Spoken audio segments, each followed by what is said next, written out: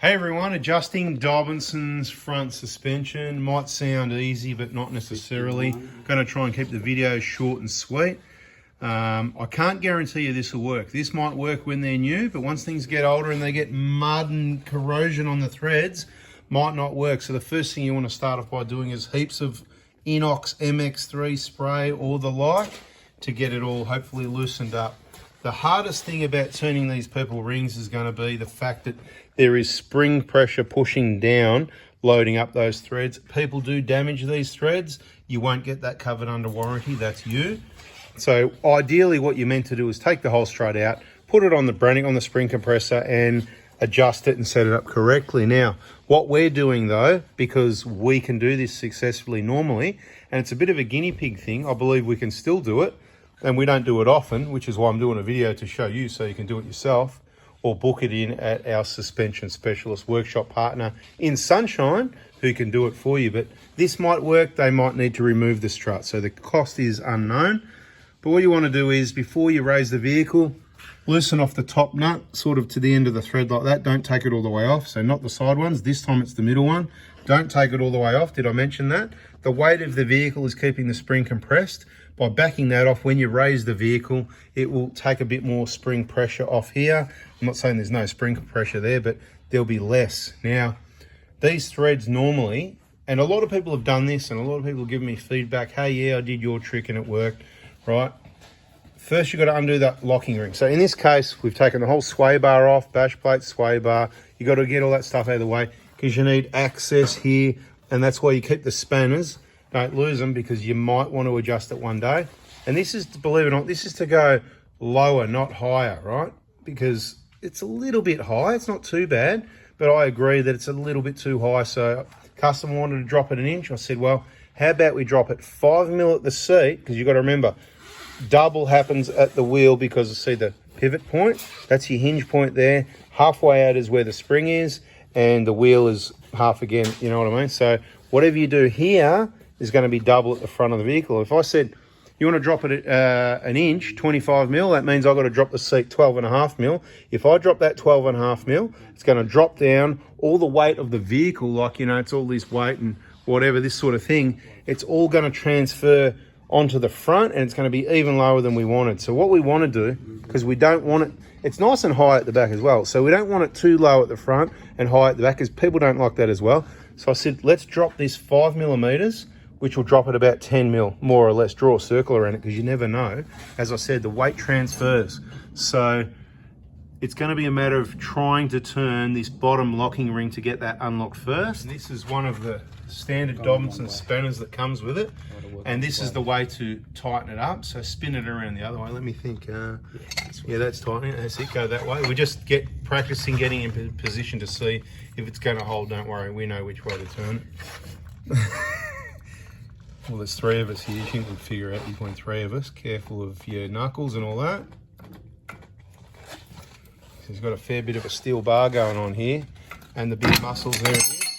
That's okay if that falls, and that unlocked the bottom one. But did you notice, everyone, how it turned, but it's not loose yet? You watch, crank on again. Everyone saw that. There it is, but I couldn't turn it by hand. So get that.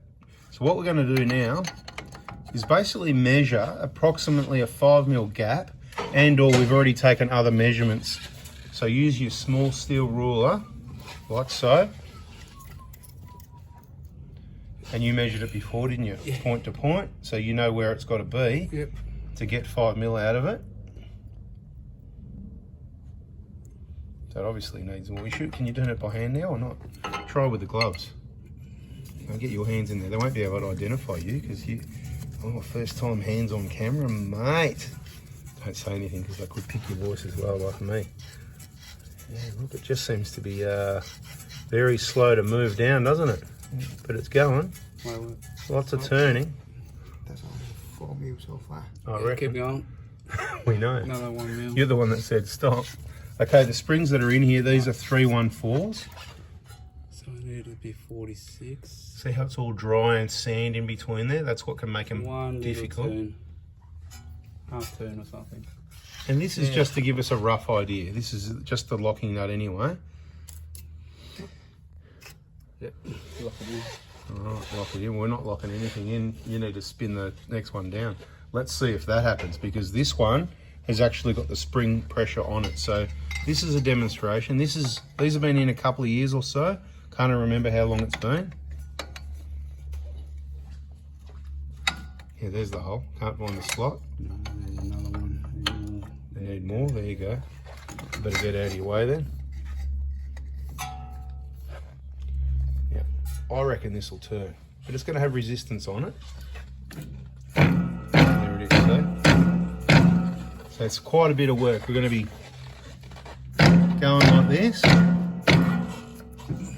and my suggestion might be that you can lower it more easily than you can raise it. If you go too far or you want to make the vehicle higher, it might be a bad idea. You might want to just take the whole strut out instead and do it that way. I'll give you another tip. If you're about to get a wheel alignment, what you could do is loosen off your bottom control arm bolts, that one there and this one here. And while the vehicle is on the ground, you can take that nut at the top there off all the way, only while it's on the ground. And then when you raise the vehicle, that center shaft is going to drop all the way through, and that lower arm is going to drop down and give you, basically take all the spring pressure off. Things will happen. For example, your upper control arm will hit the spring and do stuff like that. That's part and parcel of the fun. So if you want to do this, beware. Couple of years down the track, I don't think anyone's too fussed about their powder coat in one spot, and if they are, well, too late now, mate. You can get out the pressure. You can buy these pressure packs for 20 bucks. Spring turquoise, Dobinson spring turquoise, right? And you can put some rags around it and you can repaint it again. Look, we make it look good for you. Just giving you ideas, right? This is for the fussy people that really want to put in the elbow grease to change the height of the vehicle 10 mil. Can I ask, does it feel like it's getting a little bit easier as you go, or is it just basically the same? That's what I thought. Because you've got the spring pressure constantly on that seat. Now we've done this. Have we done a video on this before, you reckon? Yeah. But did we do it on a car that was new? Yeah. So it was. Did we raising it or lowering it? Do you remember? Can someone check the videos in the suspension playlist? We lowered it. Yeah. So same as what we're doing now. So we haven't actually raised one even new. So we haven't. We have yours. Did we? Yeah.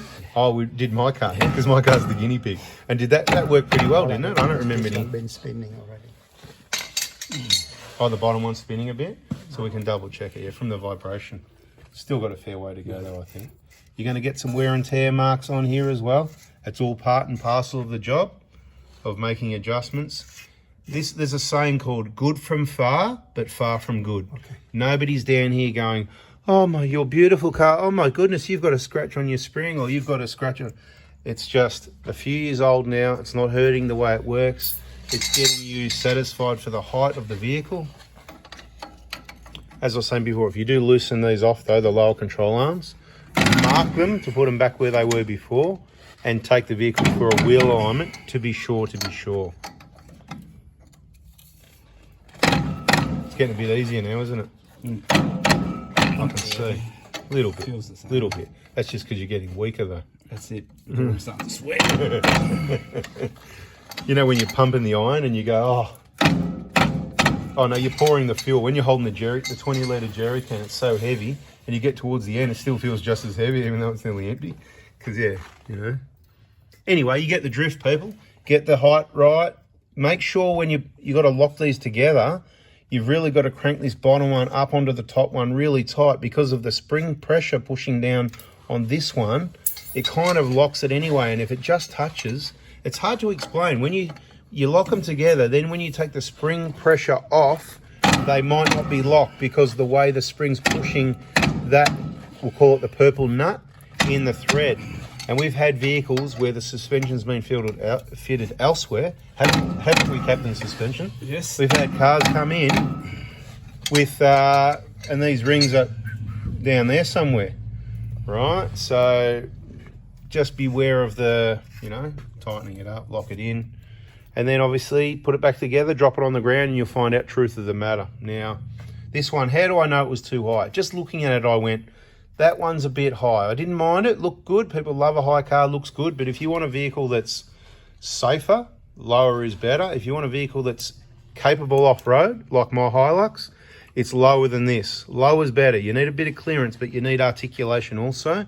And quite often a lift kit will compromise the articulation and reduce the capability of the vehicle to gain clearance. So depending what your setup's for, what tracks you're going to do, carefully consider your height of your vehicle. And that's why we do spring selection on Tuesday mornings at 8 AM. I don't really want to do it, but if you want me to select the springs for you, or you just want to get the kit through me to say thanks for all the info in the videos, then you can do that, if you're in Australia anyway. But you know, I'm not pushing hard for anything, but listen to lots of the videos in the suspension information playlist first, and you might save a few bucks and deliver to your door. Is it getting close? Yeah. I think the bottom one's going to have to come up a fair bit too, so just allow for that with your calculations. All right, people, you get the picture. Subscribe, turn the bell, and we'll catch you in the next video. See ya.